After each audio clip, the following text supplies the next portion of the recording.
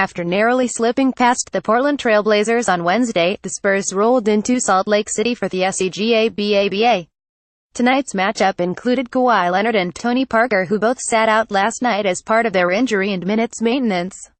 Last night saw the return of Kyle Anderson and Danny Green from the injury list, but Green re-aggravated his groin and sat out tonight's contest. In his place, Bryn Forbes started for another night.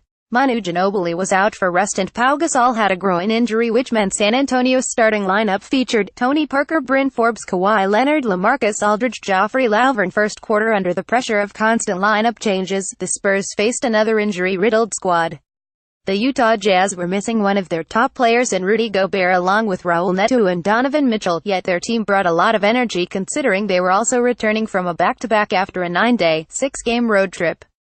The Spurs had a 13-12 lead when the first timeout was taken, but would go cold in the last 6 minutes, making 2 of the last dozen shots, ending the quarter with Rudy Gay going 1 for 2 from the charity. The Jazz ended on a 12-3 run.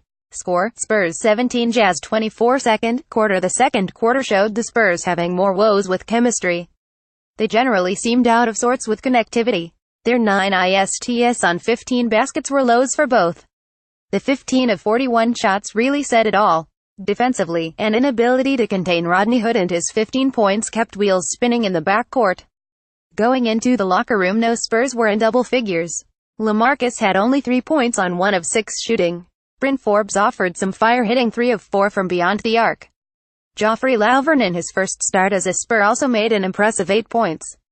Davis Bertans 5 and Rudy Gay 1 offered the only bench points during the first half, and Gay's came with 4.8 left in the second quarter. Score: Spurs 38, Jazz 50. Third quarter. Aldridge started the second half making his first shot, which turned out to be the fortune the Spurs needed as they spent the first 3 minutes of the quarter on an 11-1 run, bringing the good guys within a deuce before Quinn Snyder called timeout.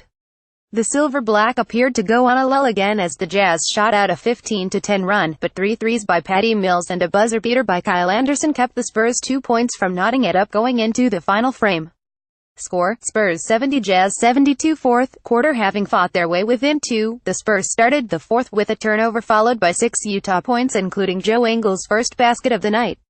But that was before Tony Parker took flight, creating his own acrobatic shots, rolling back the clock, and once again showing why he is the senior-most member of this ongoing tradition of greatness. 7 quick points got the Spurs back within 1 with 7:18 left in the match. With Forbes and Aldridge sitting with 5 fouls apiece, Rodney Hood once again went to the hole and gave the Jazz a 5-point lead, forcing Pop to call time. Out of the timeout, Lauvergne missed 2 in a row while Hood made back-to-back buckets, giving the Jazz a 10-point lead on a 9-0 run. Turnovers, fouls, missed free throw and lost opportunities all led to the separation that Utah needed to wash away last night's thrashing in Oklahoma City. Aldridge fouling out on an offensive foul with 3:47 said it all. Final score: Spurs 89, Jazz 100. Final thoughts tonight. Greg Popovich walked out of the Vivint Smart Home Arena with an NBA record of 1172 wins while coaching one team. In the arena, Jerry Sloan, who ended his career totaling 1127 wins with the Utah Jazz, the second most in league history. 2 coaching legends in such a small vicinity is enough to make you want some time to hear the stories. When the opposing team has a player miss both free throws in a set, the entire arena scores Chick-fil-A. Kyle Anderson gave those Jazz fans the icing on the cake for the night. Kawhi Leonard played 20 minutes and carried over into the second half.